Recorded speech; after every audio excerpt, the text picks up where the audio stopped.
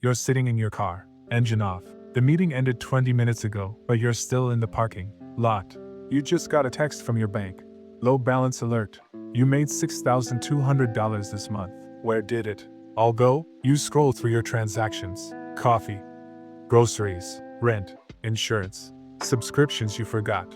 You had Netflix, Spotify, that meditation app you used twice, the gym membership you swore you'd use, a delivery fee here, a convenience charge there. Nothing crazy, nothing irresponsible, just life.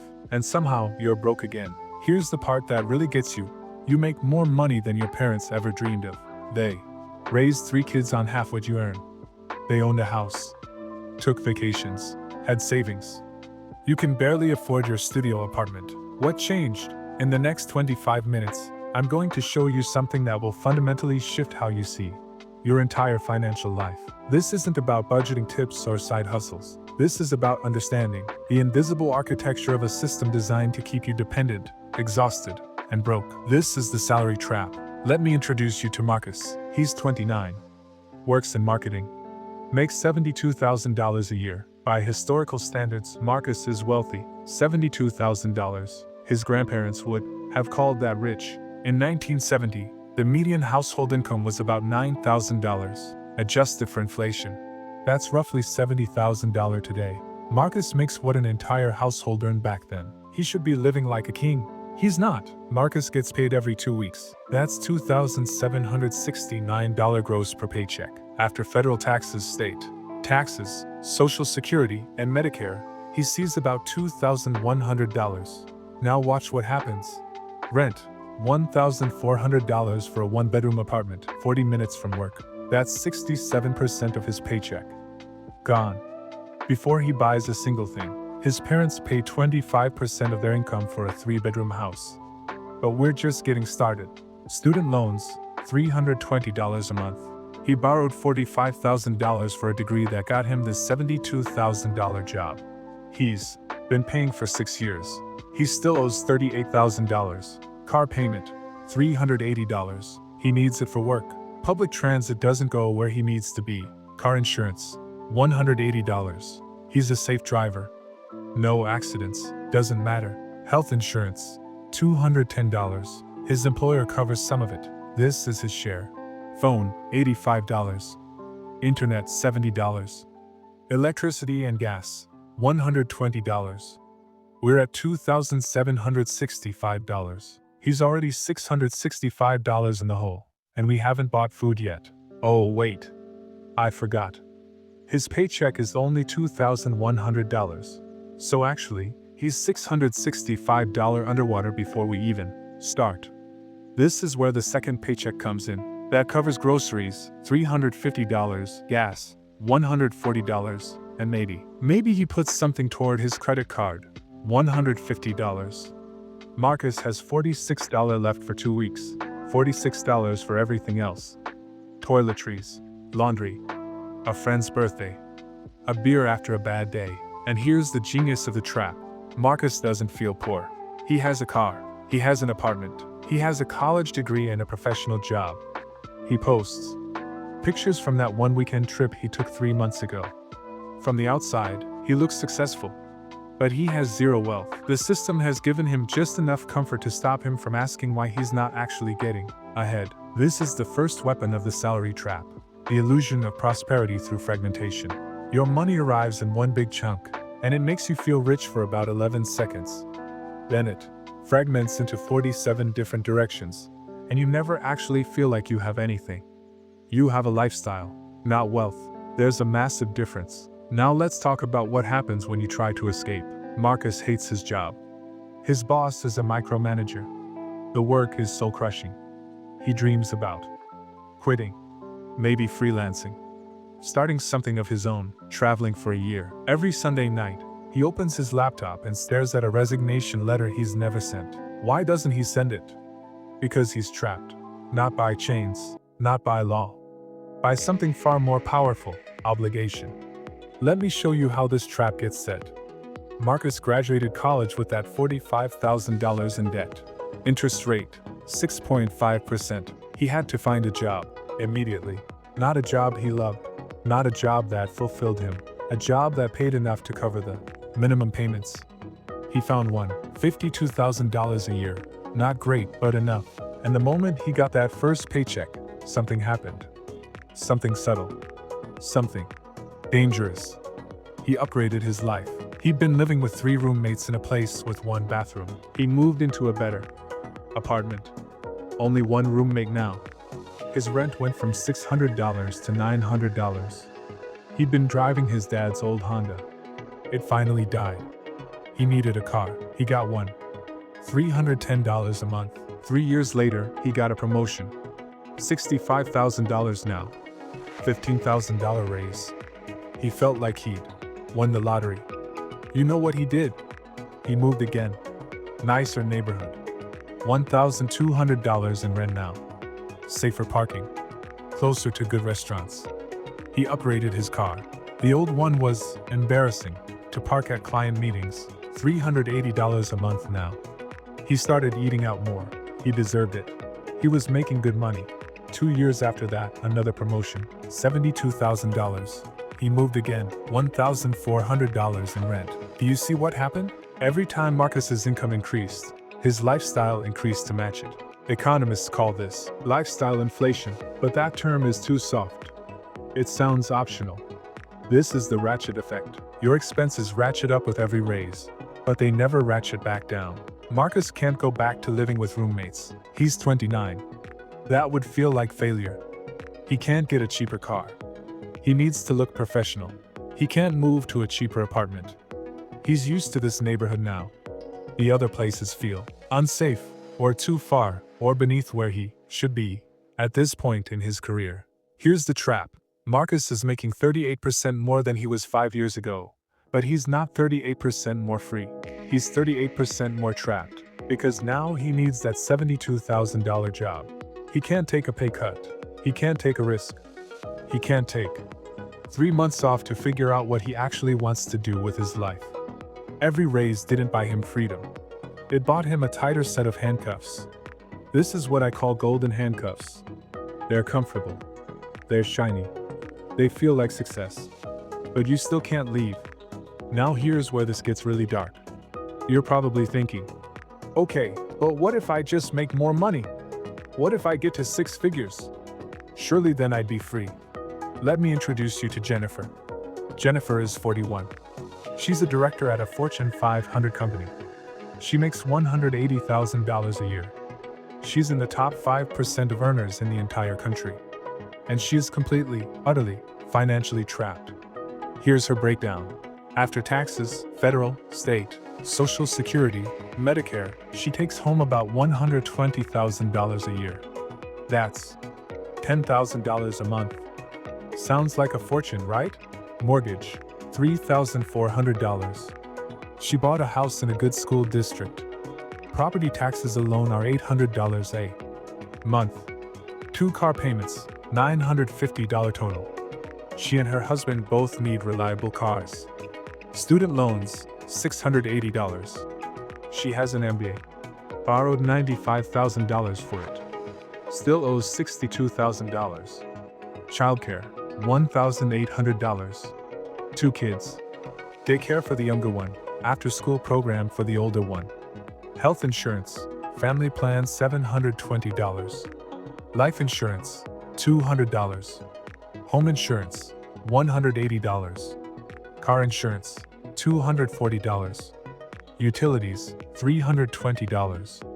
Groceries, $900. Family of 4. She tries to buy healthy food. Gas, $280. Kids' activities, $400. Soccer, piano lessons, swim class. We're at $10,070. She makes $10,000. She's $70 in the hole every month. And we haven't included clothes, house repairs, medical copays, or the fact that her kids keep growing out of their shoes. This is a woman making $180,000 a year. And she has less financial freedom than Marcus, making $72,000. Because her obligations grew faster than her income. Here's what nobody tells you. There is no salary that automatically makes you free. I've met people making $500,000 a year who are living paycheck to paycheck. How? Because they bought a $2 million house. Because they have 3 kids in private school at $40,000 each. Because they lease 2 luxury cars. Because they have to maintain appearances at the country club. The trap doesn't disappear at 6 figures. It just gets more expensive. The system is designed so that your required expenses always rise to meet and often exceed your income. Why? Because a financially stressed person is a compliant person. Let's follow the money. Marcus pays $1,400 in rent. That's $16,800 a year. Over 10 years, that's $168,000. He will never own that apartment. He's not building equity. He's not investing in an appreciating asset. He's paying off someone else's mortgage while his landlord builds wealth. His landlord loves tenants like Marcus. Professional, stable job, pays on time, never complains too much, never leaves. Marcus's car payment, $380 a month. Over 6 years, he'll pay $27,360 for a car that's worth $18,000. The car depreciates while he's paying for it. By the time he owns it, it's worth half what he paid. The dealership loves customers like Marcus. They'll trade it in for a new car in 5 years, and the cycle starts again. His student loans, $320 a month. He's been paying for 6 years. He's paid $23,040. He still owes $38,000. How? Interest. The bank is making money off his debt while he's making money at his job.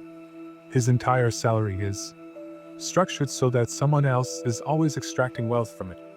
Do you see it now? You are not the customer. You are the product. Your predictable, stable, salaried life makes you a guaranteed revenue stream for a dozen different industries: real estate investment firms, auto financing companies, banks holding your student debt, credit card companies, insurance corporations, subscription services. They all depend on you staying exactly where you are, earning just enough to keep paying, never enough to break free. This is why the system pushes you toward a salary. Not because it's the best way for you to build wealth, because it's the most profitable way for everyone else to extract wealth from you. But here's the most disturbing part of all this. The trap isn't just financial. It's psychological. Let me tell you about Sarah. She's 36. Makes $95,000 working in corporate law. She hates it. Every Sunday night, she gets what she calls the Sunday scaries. Her chest tightens. She can't sleep. She lies awake dreading Monday morning. She's been doing this for 9 years. I asked her, "Why don't you quit?" She looked at me like I'd suggested she jump off a building. "I can't," she said. "I have bills." I looked at her expenses. She could cut her rent by $700 if she moved. She could sell her car and buy one outright for $10,000. She could eliminate 3 subscriptions she never uses. She could reduce her required monthly expenses by $1,400. That would give her a year to figure out what she actually wants to do. But she won't do it. Why? Because the trap isn't just about the money. It's about identity. Sarah believes that her salary, her apartment, her car, her lifestyle are proof that she's successful, that she made it. To downgrade would feel like failure. She'd rather be miserable in a nice apartment than happy in a smaller one. This is the trap's most powerful weapon. It convinces you that your lifestyle is your identity. You are not a person who makes money. You are your salary. You are not a person who drives a car. You are the kind of person who drives that car. You don't live in an apartment. You are the kind of person who lives in that neighborhood. And once your identity is tied to your lifestyle, you can't change your lifestyle without feeling like you're destroying yourself. The system has you. Now I need you to imagine something. Imagine you lost your job tomorrow, not because you did anything wrong. The company downsized. Budget cuts. Whatever. You're out. How long could you survive? Be brutally honest. If you have $5,000 saved, and your monthly expenses are $3,500, you have less than 2 months. 2 months before you're in serious trouble. That's not security. That's not stability. That's a very comfortable form of poverty. The brutal truth is this: most people are one emergency away from financial collapse. A medical bill, a car accident, a sudden layoff. And here's what makes this so insidious: you feel like you're doing everything right. You went to school, you got a degree, you got a good job, you're responsible, you pay your bills, you did everything the system told you to do, and you're still trapped. That's not your failure. That's the system working exactly as designed. Okay, deep breath. Because I'm about to show you something that might make you angry. Let's go back to Marcus. Makes $72,000. Takes home about $54,000 after taxes. His annual expenses, $51,000. He has $3,000 left over. That's $250 a month. Not much, right? But watch this. If Marcus took that $250 and put it into an index fund every month, earning an average of 8%. Annually, here's what would happen. After 5 years, $18,400. After 10 years, $45,700. After 20 years, $147,800. After 30 years, $367,700. $367,000. From just $250 a month. Now let's run the numbers on Jennifer. She's underwater by $70 a month, but let's say she cut a few expenses, downgraded her cars, moved to a slightly smaller house, pulled her kids out of some expensive activities. Let's say she freed up $1,000 a month. After 5 years, $73,600.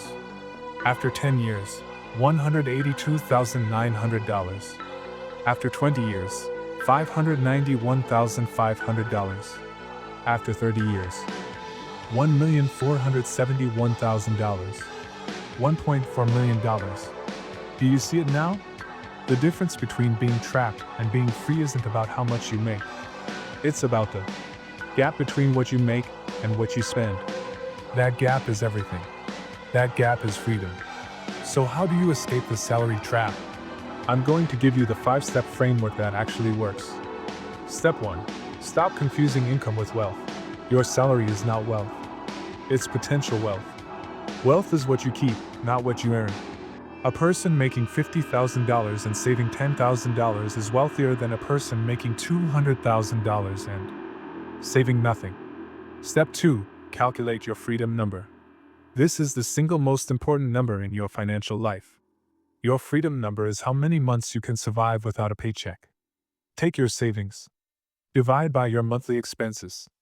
If you have $15,000 saved and spend $3,000 a month, your freedom number is 5. If your freedom number is less than 3, you are trapped. If it's 3 to 6, you have some breathing room. If it's 12 or more, you are free. Step 3. Attack the gap. You have 2 levers: increase income, decrease expenses. Most people obsess over increasing income. That's fine, but it's slower. The faster lever is expenses. Cut one $200 expense, and it's like giving yourself a $3,000 raise, because you don't pay taxes on money you don't spend. I'm not saying live like a monk. I'm saying audit your life. Do you actually use that gym membership? Do you need that car, or do you need the status of that car? Do you need to live in that apartment, or do you need to live near that restaurant you go to once a month? Every dollar you free up is a dollar that can work for you instead of against you. Step 4. Build optionality. This is the goal. Not wealth for wealth's sake. Optionality. The ability to say no to things that don't serve you. The ability to quit a job that's killing you. The ability to take a risk on something you believe in. The ability to walk away from anything that requires you to sacrifice your peace, your health, or your dignity. Money doesn't buy happiness, but it buys options. And options create freedom. Step 5. Invest in assets, not liabilities. Here's the difference.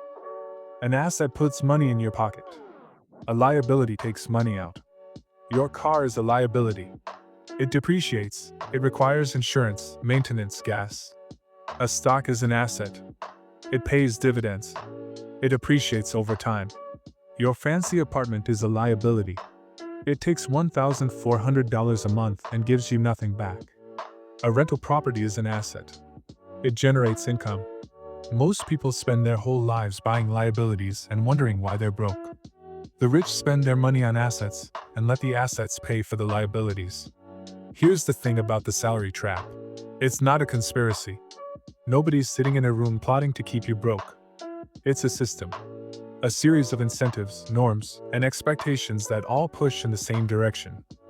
Toward you working a job you tolerate, earning a salary you need, and spending it on a lifestyle that keeps you coming back for more. The system doesn't need to force you. It just needs to make the trap comfortable enough that you don't notice you're in it. But now you know. And once you see it, you can't unsee it. You can't go back to believing that your salary equals success. You can't go back to thinking that the next raise will finally make you feel secure. You can't go back to confusing a lifestyle with a life. The people who escape the salary trap aren't smarter than you. They're not luckier. They're not more disciplined. They just made a different choice. They chose freedom over comfort. They chose simplicity over status. They chose to live below their means so that one day, they wouldn't have to think about means at all. You can make that choice too. It starts with one question. What would I do if I didn't need this paycheck? Sit with that question. Really sit with it. Because the moment you can answer it, and the moment you have the financial freedom to act on it, your entire life changes. That's the real goal. Not to make more money. To need less of it. Not to climb the corporate ladder. To build a life where the ladder doesn't matter. The salary trap is real. It's sophisticated. It's everywhere. But it's not inescapable. You just have to decide that freedom matters more than appearances. And then you have to do the math, make the cuts, and start building. $1 at a time. One choice at a time. Until the day you wake up and realize you don't need that paycheck anymore. And that's the day you're finally free. If you found this breakdown eye-opening, and you want to learn the real mechanics of building wealth and breaking free from the systems designed to keep you dependent, subscribe to this channel. Every week, we break down the psychology of money, the traps that keep you stuck, and the strategies that actually create financial freedom. Hit that subscribe button, and I'll see you in the next one.